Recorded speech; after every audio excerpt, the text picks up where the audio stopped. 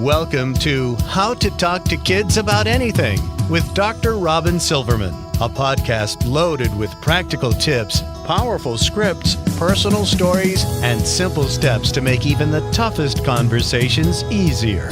So get ready to get the information you need to make the impact you want from someone you trust, your friend, parenting expert, Dr. Robyn Silverman.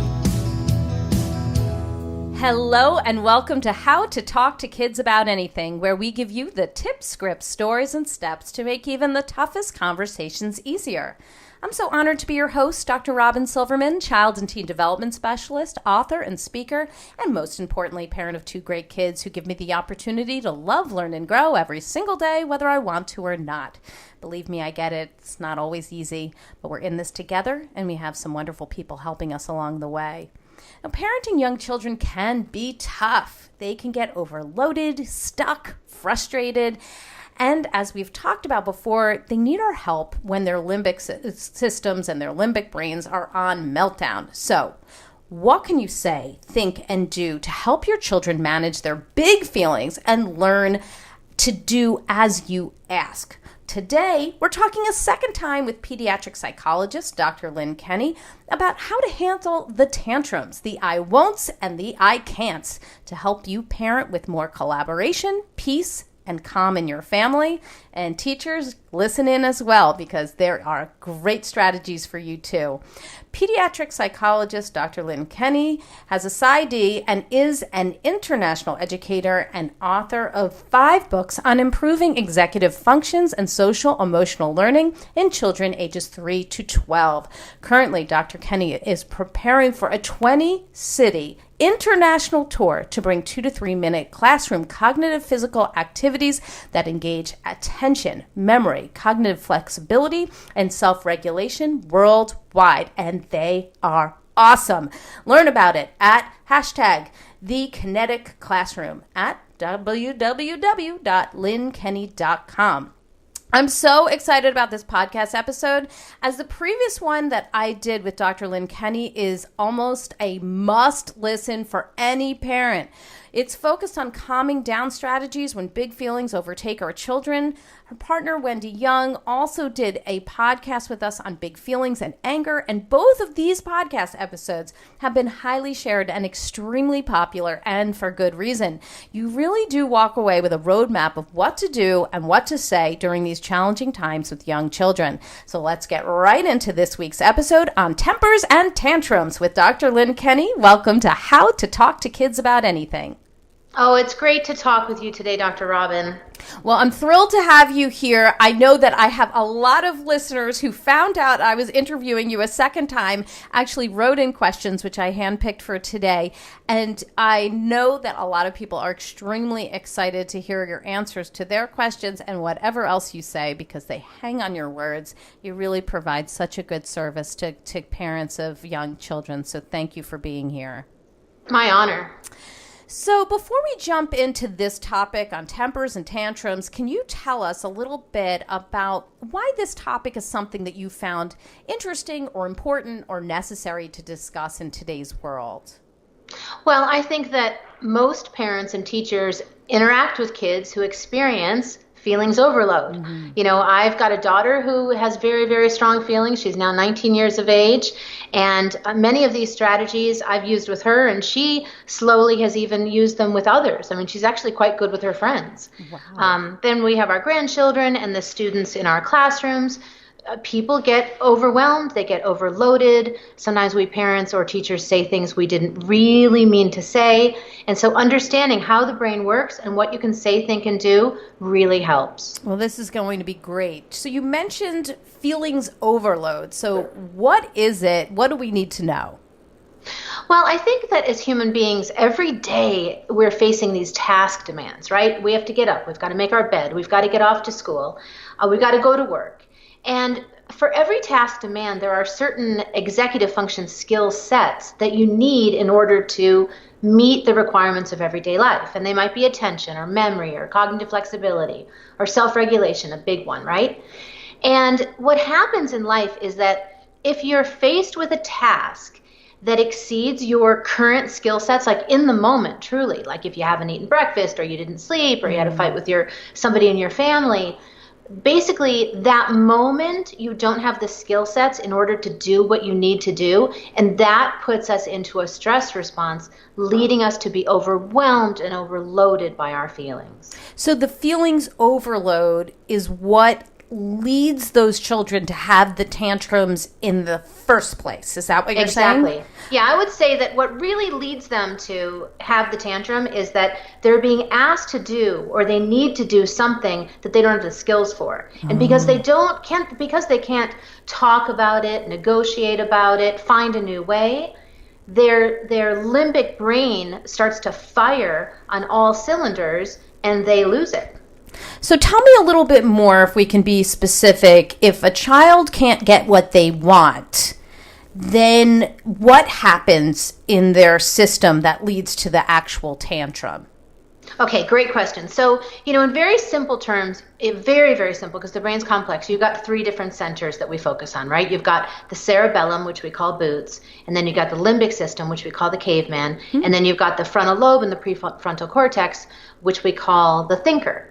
And in children 0 to 5, their limbic area, the area of their brain that evaluates, am I safe, vulnerable, or dangerous? Should I be frightened? Am I threatened in this moment?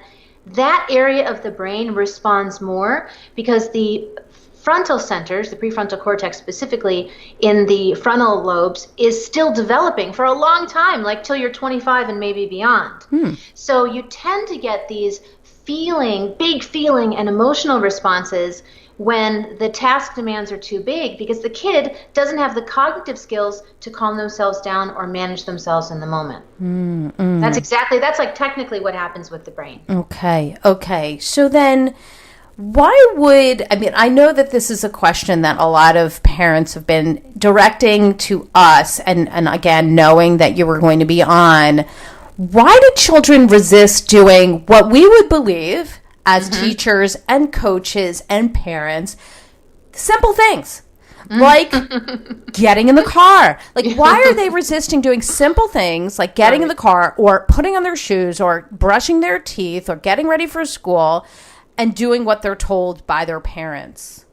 It's such a great, so I'm laughing because don't we all experience this? Yes. I mean, to us as adults, we think it's simple. You know why? Because we have the self-regulation tools often to calm ourselves down. We can breathe or call a friend or turn on some music. But most importantly, Robyn, we have the language to negotiate and persuade when we're not getting what we want. And these children don't have those language abilities. So even though getting into the car seems really simple, if they, as an example, want to finish the last piece of their French toast, or they run in and get their blankie, or, because what you're saying is new task demand, brain, you've got to shift neural networks. We're coming from our cozy, comfy home with our loving parents, and we're getting in the car and we're going to school. And so the child says, oh my gosh, change of circumstance, better prepare, need my lovey. But they don't have the language to tell you all those things. And that's just one example, right? So the brain, the limbic system says, oh my gosh, we're in a vulnerable situation. Oh my gosh, we're being threatened. And that's why they resist doing simple things. It's actually really complicated, isn't it? We think it's really simple, but for them, it's really not. Okay. So that's awesome. So I'm going to press a little bit more. I mean, I was going to ask you this a little bit later, but I really want to know, and I know people are probably hanging like going, okay. So I'm in the situation, and the child won't get in the car, and I am, I see that, okay, so French toast is on the table, okay, they want their lovey, whatever, but what am I doing in this situation? They won't get in their car. They don't have the language. I don't even know what's going on. Right. So now what's the next step? Okay, well, I want to tell you the problem with the standard response. The standard response is we prepare them, right? Hey, Jonathan, finish your last piece. Yes. You finish up your French toast or go get your lovey because we're heading out to school. Which seems really responsible. It does, but it doesn't say to the caveman, you can stay calm. You don't have to raise your club. This is not an emergency. We're going to be just fine in this change of circumstance. So what you as a parent, I'm going to be really specific. What you as a parent, in my humble opinion, need to do is you've got to use the thinker to calm the caveman so that everybody can push out into the car and get to school easily. And the fastest way to do that is to engage the vagal system in the body. So if I've got a kid and I've got to move them from the kitchen table to school, I'll start to sing a song, we're going to school, Ain't that cool? What do we need to do in order to go to school? And I know some parents are like, well, I don't know how to sing. I don't know how to sing either, but I do want to get to school. And I want to get, like, in my life, I had to take my kid in whatever she was wearing. You know, she's been to school plenty of times in PJs because, the key was to get her there, right? So you basically use singing, swaying, swaddling, swinging to bridge the transition. Now, with the resistant child, let's say you get them to the door and their brain starts to go, school, no, all these test demands, I don't want to do it. My best friend's not going to be there today, it's going to be horrible. What you do at the threshold is you say, we're stepping in, we're stepping out, something like that. We're stepping in, we're stepping out. When will we go to the car? You decide. Are we going to go now? We're stepping in, we're stepping out. Will it be right now? And you get them to push the, okay, we're moving forward button. And then once you get to the car, I would definitely try to get them to swing or sway. So let's say they're holding their lovey, or if it's an older kid, they're holding their sports ball. Then you're saying, we put it right, we put it left. Okay, your turn, you tell me, we put it right, we turn it left. So you're getting them to physically move in their car seat so that you're still engaging the vagal system as they're slowly moving away from the house, seeing all of their comfort and security go through the back window. I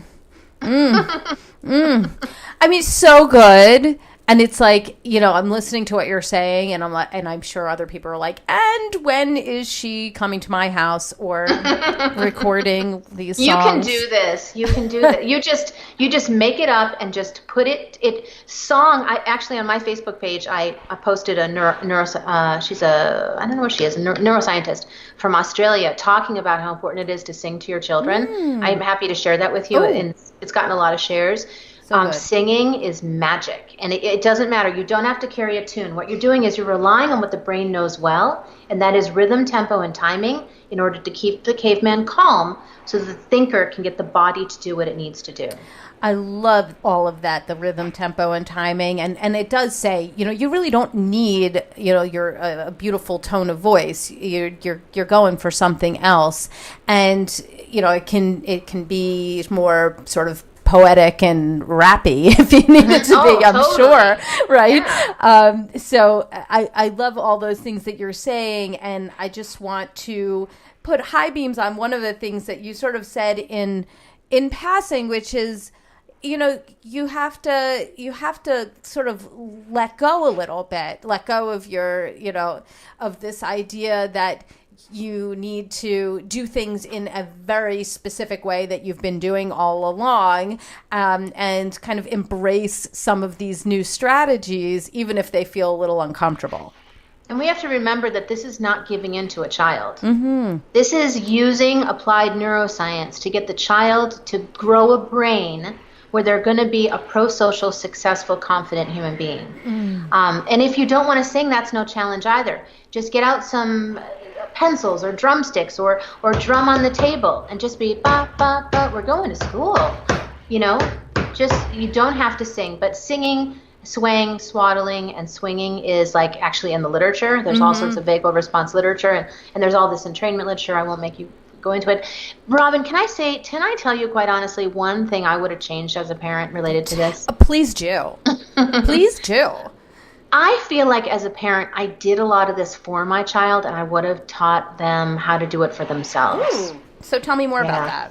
Well, swaying specifically. So, if you just lean into your thighs or sway back and forth or even sway side to side, and I would let the child lead me. So I'd say, Jessica, we're heading off to school. Sometimes that makes my brain a little nervous. Will you hold my hands and sway with me?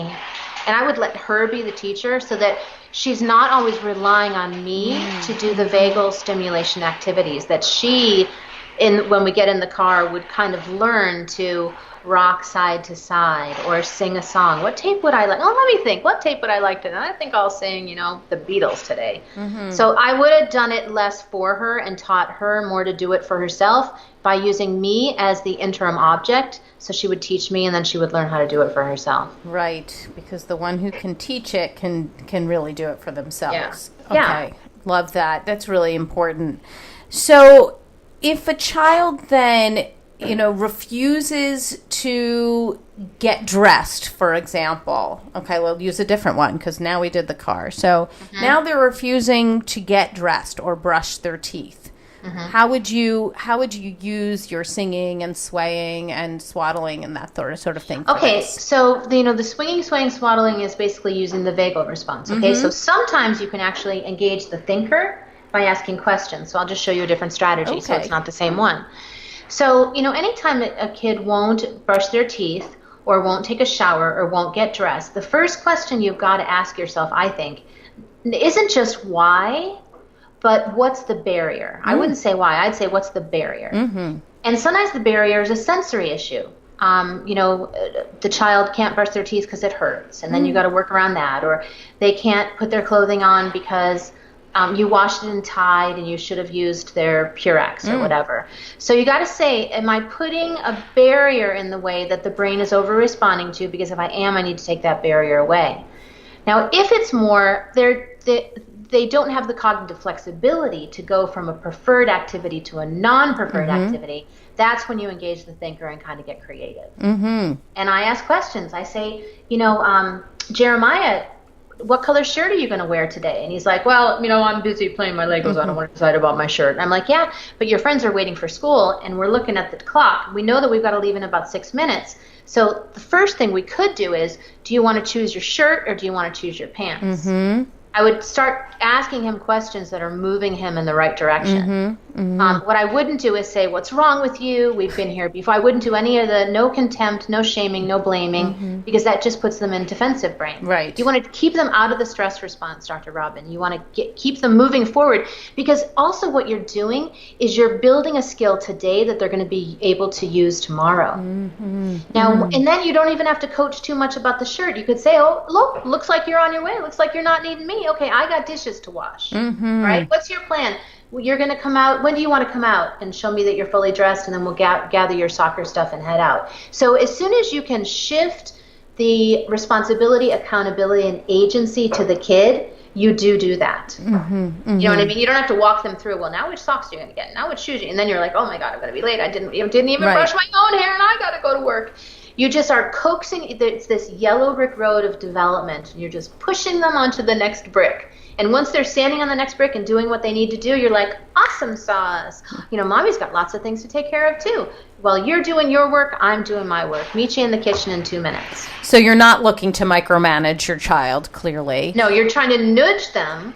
You're trying to nudge them into a new pro-social skill set with an executive function skill they either don't have or aren't using at the current time. So if your child is, let's say you've identified one of the barriers is they don't want to go upstairs by themselves. Let's say a pretty common one for young kids because they like company or they are nervous by, being by themselves, going upstairs to their room by themselves.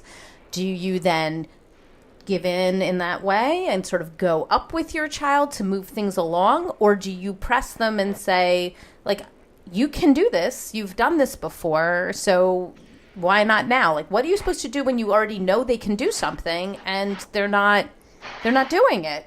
Well, you got to remember that every moment is different for a child. Like sometimes a child didn't eat well. Sometimes a child didn't sleep well. Sometimes they had a nightmare you don't know about. So you don't have to coddle them. Your job is to get them to incorporate these skills so that they can be successful functioning human beings. So what I say is, Rebecca, you've been upstairs before. What's in the way right now? And she goes, oh, I'm lonely, Mommy, and you were out of town and I didn't get to see you. And you're like, okay, so because you're 8, and I really think that 8-year-olds need to, like you, can do this, let's make a plan. You run up, you come down, and how do we show our love together? Something like that. Because you're right. You don't want them to backslide, and you don't want them doing everything for you. But if she's going to go into limbic overload, now I don't want to reinforce, and we don't. You don't want to reinforce a kid into a tantrum. Well, I'm gonna, and so you got to come with me. But what you want to do is be asking yourself, what's the task demand? What's the behavioral expectation? Does she have the skills right now to do it? If she does, I'm going to coax her along and tell her what the benefit is of doing it and coming down. If she doesn't seem to have the skill set right now, then I'm going to facilitate it, but maybe I go to the top of the steps and I let her go into her room, grab her stuff, and then I run down the stairs with her and race with her.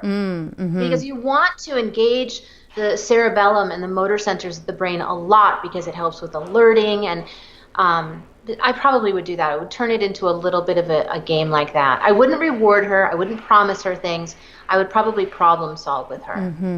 Get them to start thinking what's in the way. Right. Exactly. Okay.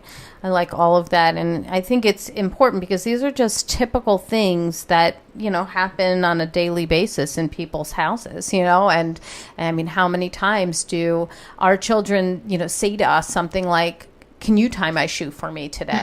When we're like, but you've been tying your shoes all summer, or remember, like we were so excited when you were able to dress yourself, and I don't need to pick out your clothes anymore. So another sentence as the kids are getting older is, I could do that for you, but is that the helpful thing for me to do? I could do that for you, and I love you, but my job as a parent isn't just to do things for you, it's to put the skills inside of you. And since we know you already have that skill, do you want to pull it out of your pocket and use it? Maybe this is a good time. And also, Dr. Robyn, you know this from parenting your own children. When children do that, they're not looking to be manipulative. They're just looking for love. Yes. So I'll often say, you get the task done and then let's do our loving. You get the task done and let's go play the drums. You get the task done and let's go kick the soccer ball, or even just sing or jump or hop on the way to the car. So just if you promise them the love and they're trying to build attachment and connection, but they're doing it in a slightly regressive way. So encourage them to get the skill done, and then you'll move on to the good stuff. Right. I mean, sometimes my son will say things like, I haven't seen you all day, and I want you to come with me, or I just want to spend time with you.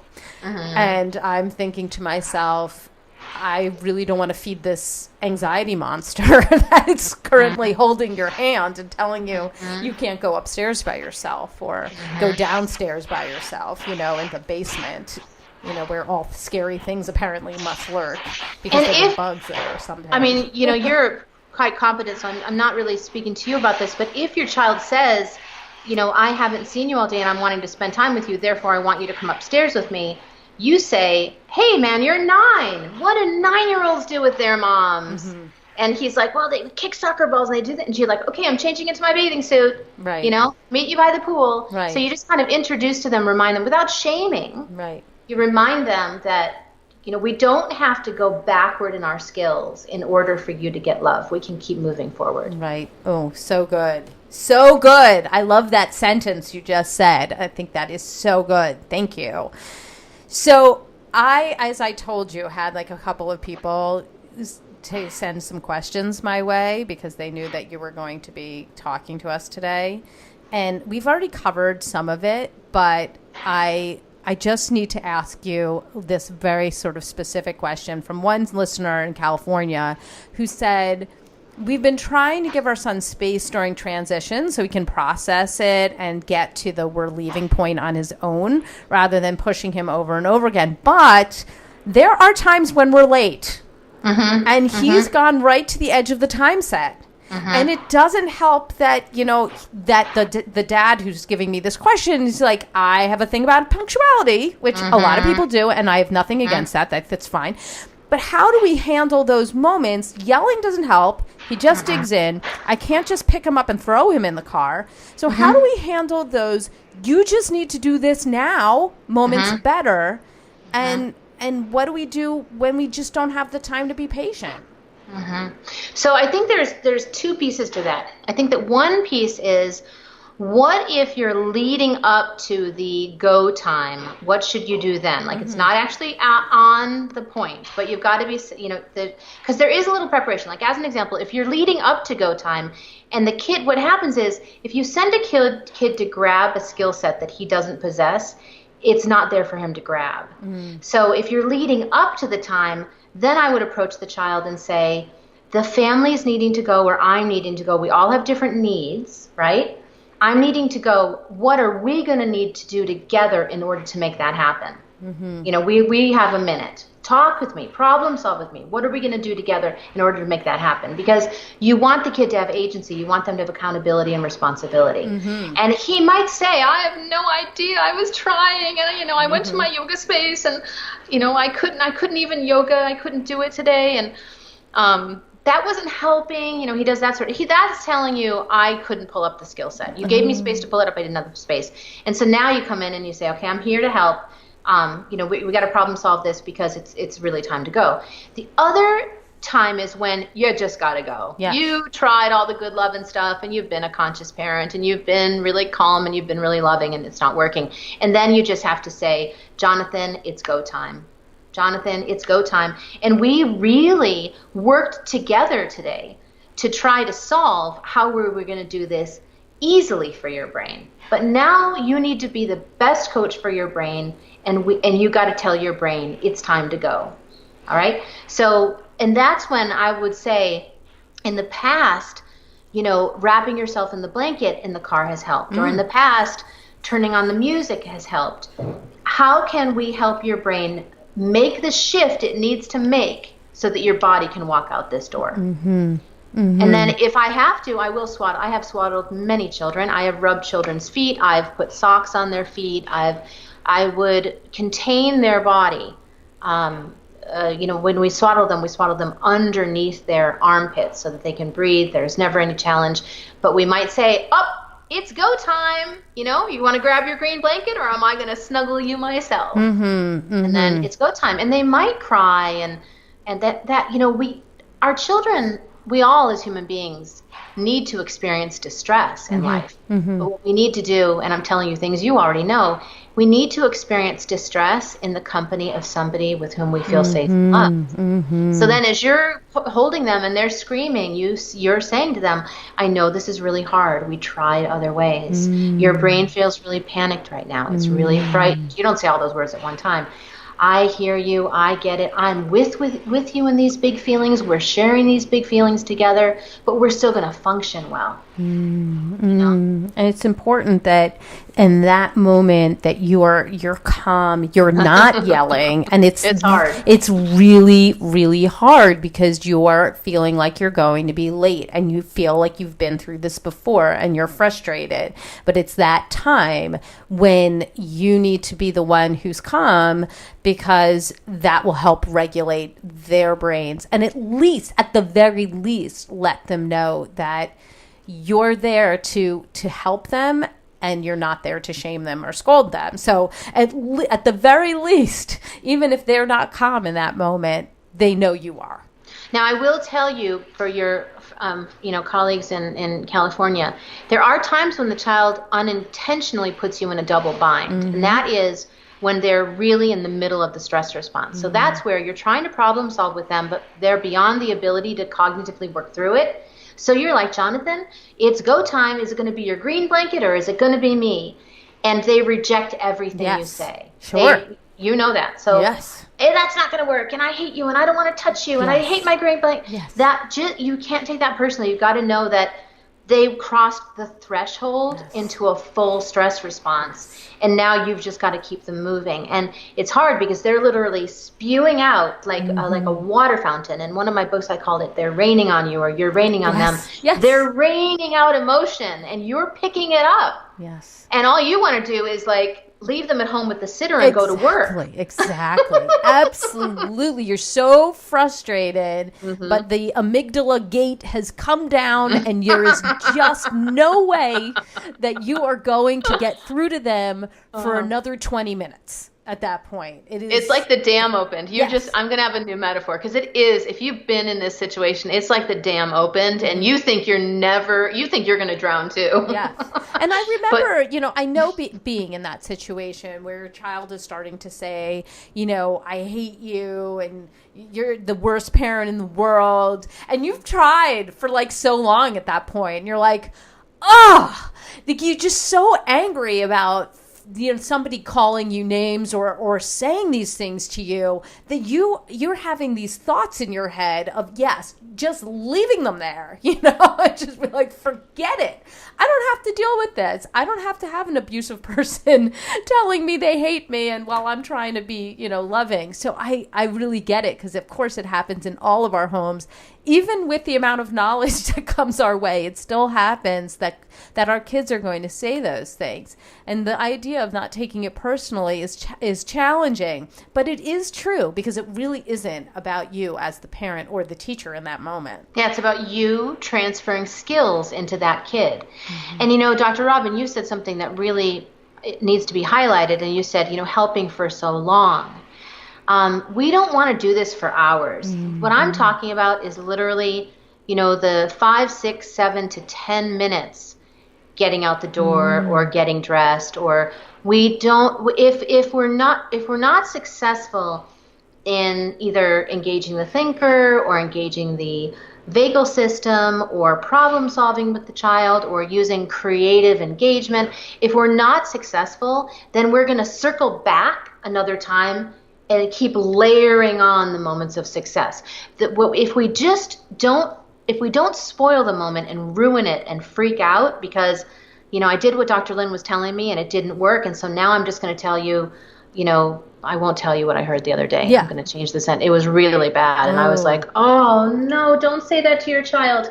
But say things like, oh, I was really trying to help your brain. You were really trying to help your brain. Okay, now I'm going to help your body. We're going to move on. Mm-hmm. Shall I put you on my feet when we're walking out? Shall I carry you?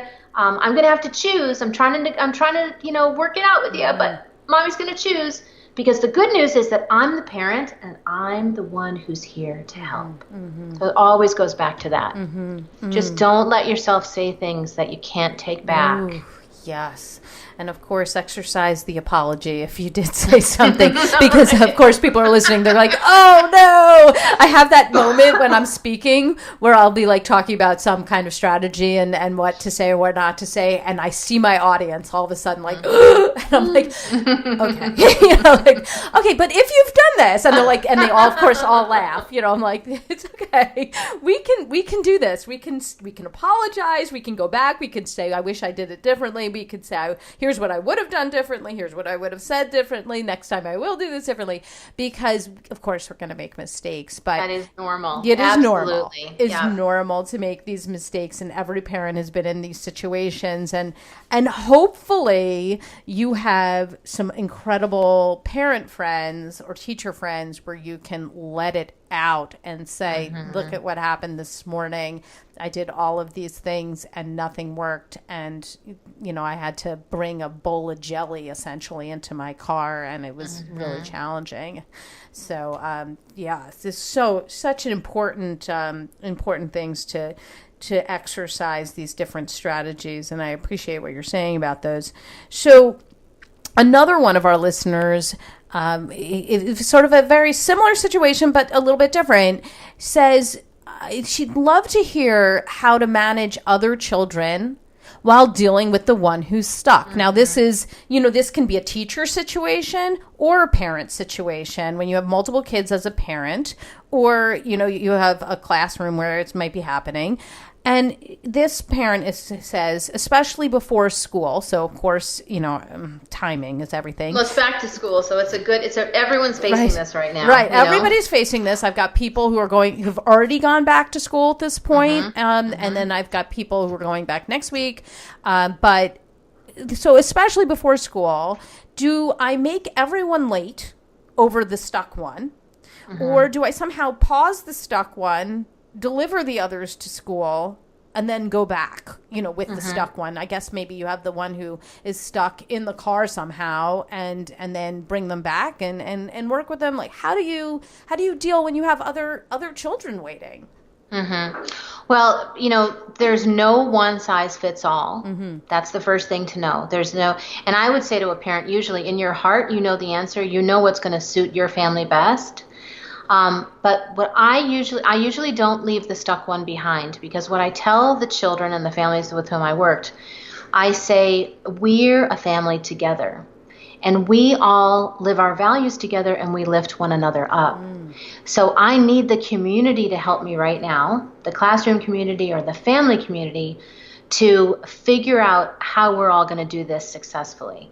And you do have to have kind of laid down a foundation of, we're a family, we're connected, we lift one another up, we have certain missions, etc. On my blog, I've got a post right now on the family mission statement, because when you lay this solid collaborative foundation, then these don't feel like crises as much. So I would then say everybody now has a role, okay?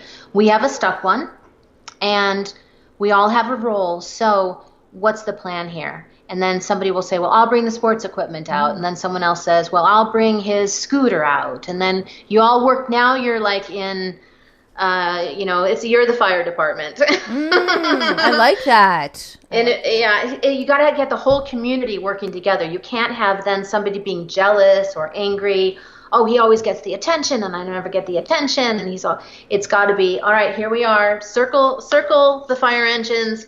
Everyone's got a job. And I personally wouldn't leave them behind, but every family is different and every circumstance is different and the degree of diagnosis is different. But for kids who have skill deficits, who need, better executive function skills, et cetera, I would say, all right, so, and then I would turn to him and I would go, okay, the cavalry came. Everyone's wearing their fireman hat. You've got your axe. Let's head out to the car. And then the other thing that I didn't add is that the car now becomes the womb. We can't forget that it's not like you left all the good in your house. Now you bring all of your goodness into the car, and now it's the nest or the womb or whatever. I liked calling it a nest.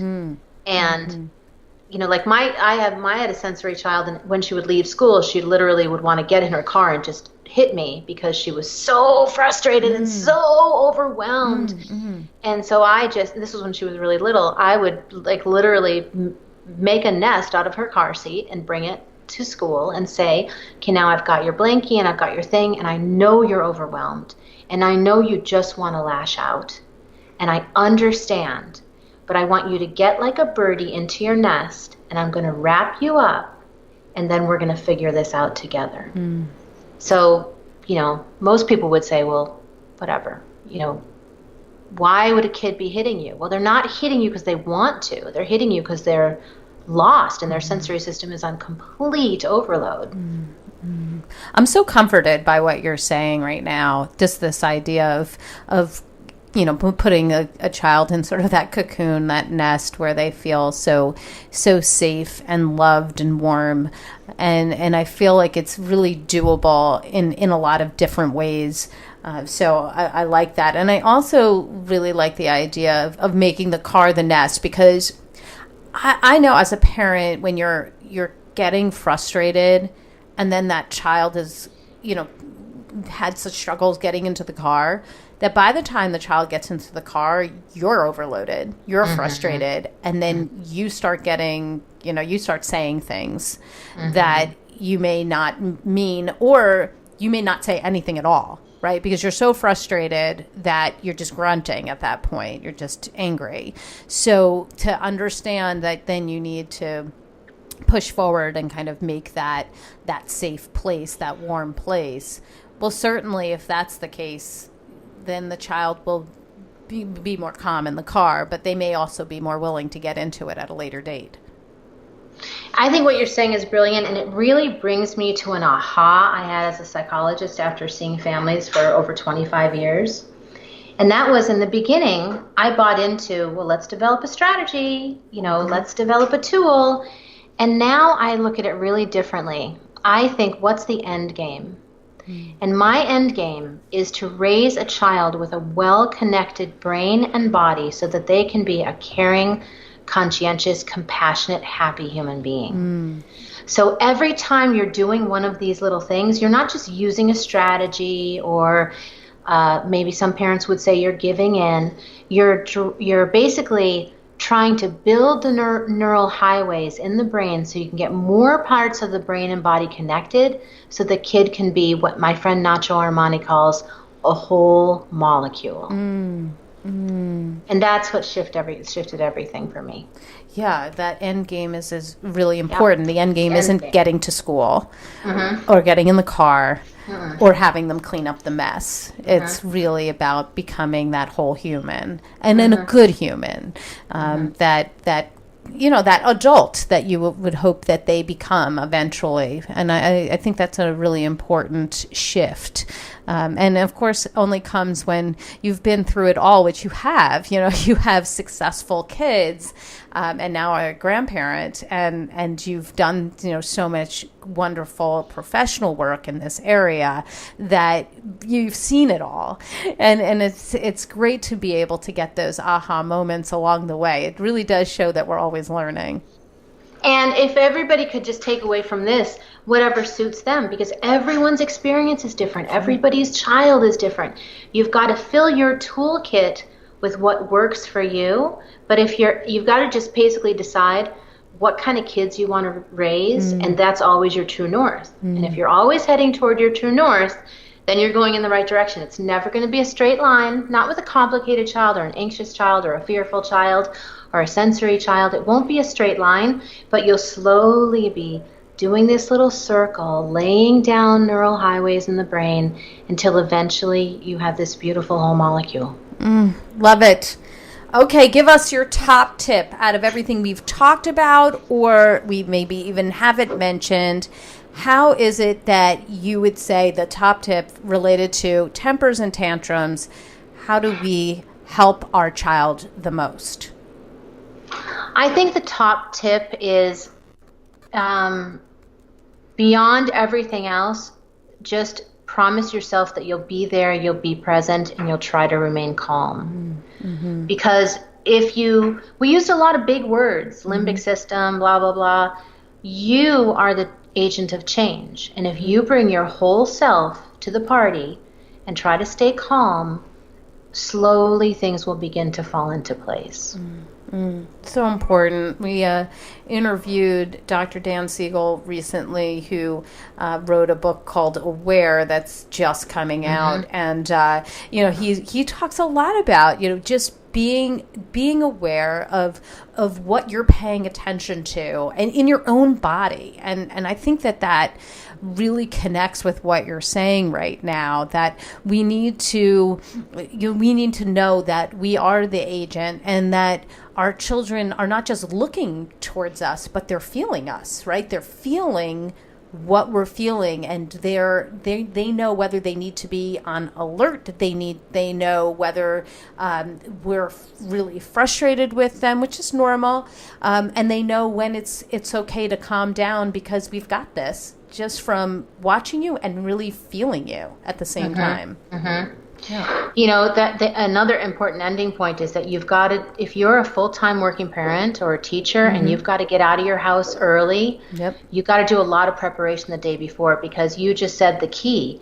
They're picking up on your energy and you're feeling rushed, and so preparing the night before and taking care of you, and then preparing to be the parent in the morning to take care of them is also a really helpful kind of brain shift, a different way of looking at it that can take you out of damage control. Oh, I love that. Yeah, somebody said to me at one point that, you have to wake up early, not because of them, but because of you. If you want the extra time to have the hot cup of coffee, to be able to think. One of my really good friends says, she loves getting up early because it's her time, and she feels so much more calm and connected when she gets up early before everybody else. Even though, yes, in theory, would she love to sleep the extra half an hour? Yeah, she would. But it's even more important for her to do, as you said, to take care of herself. So I think that's a really important point. I feel kind of calm and hopeful and excited for the school year, given that, we could use these skill sets to help the children who are having more challenges and maybe feel calmer as parents and teachers. And I saw on Twitter, my favorite mantra right now is that I saw on Twitter, sometimes we look at the child and we say, what's wrong with you instead of what happened to you? Or what's going on with you? And that's been what I've been taking. I'm meeting with people all around the world this year, and that's what I've been kind of taking as an opening at some of our talks. We need a whole fresh perspective. Absolutely. What an important thing to say, and what an important shift to go from, understanding or thinking to yourself that there's something that's going into this child's system or something going on in this child's world that can be affecting his behavior, instead of him choosing that behavior and that there's something, wrong, defective, that he's doing it on purpose. I think what you're saying is really important with there. Give me the resource of the week. Where can people get more information about you and your awesome strategies and the things that you're doing right now? Well, you're welcome to come to my website, lynnekenney.com. I'm posting a lot on my Facebook page right now because I'm curating research and preparing for a bunch of talks. That's just Dr. Lynne Kenney. And I really look forward. It's just a joy to talk with you, and it's going to be an exciting, beautiful back to school. And I hope that we provided some helpful strategies today. I think you did. I think they're all fabulous, and I know that people are going to be asking more and more. I can't wait to have you on again. I think every time that you're on, I feel like we all learn something. So thank you so much. My joy. Have a beautiful, beautiful day. Thank you. Well, I've got my takeaways, and sweet friends, I know you have yours. Let's discuss them. Come up on Facebook. Let's go to the Dr. Robyn Silverman page, and absolutely go to Dr. Lynne Kenney's page because she always has so many interesting things up there. Let's chat about this, drrobynsilverman.com or twitter.com/drrobyn. I'm also on Instagram. You can check me out there. I'll have memes up of all these great things that Dr. Lynne said, and she did say so many great things that I want to put on memes so you can share them so readily. If you love this podcast like I did, I hope you'll go up to iTunes and rate and review it, because these are some outstanding and really hands-on solutions that all of us could use and learn from. So I hope you will share it and love it and talk about it and rate it. That's all the time we have for today, my fellow parents, leaders, and educators. Thank you so much for tuning in to How to Talk to Kids About Anything. For more information on books, articles, speaking engagements, or curriculum, please visit drrobynsilverman.com. So many great podcasts up there. Show notes are up there as well. All the links that Dr. Lynne talked about will also be in those show notes. I look forward to weathering the storms and enjoying the sunny side of life together. And please remember, even on the days when you fall short, I know you've got this. You're here. You're getting the information you need. I know it's not easy, but never forget there's always tomorrow. Parenting is the ultimate do-over. I'm right there with you. And as there are moments when we doubt our know-how, our choices, and our sweet sanity, please know that you are 10 times the parent you think you are. Until next time, this is Dr. Robyn Silverman with How to Talk to Kids About Anything. Please tune in again and keep connecting through conversation. See you next week. You've been listening to How to Talk to Kids About Anything with Dr. Robyn Silverman. For more information on books, articles, speaking engagements, or curriculum, please visit drrobynsilverman.com.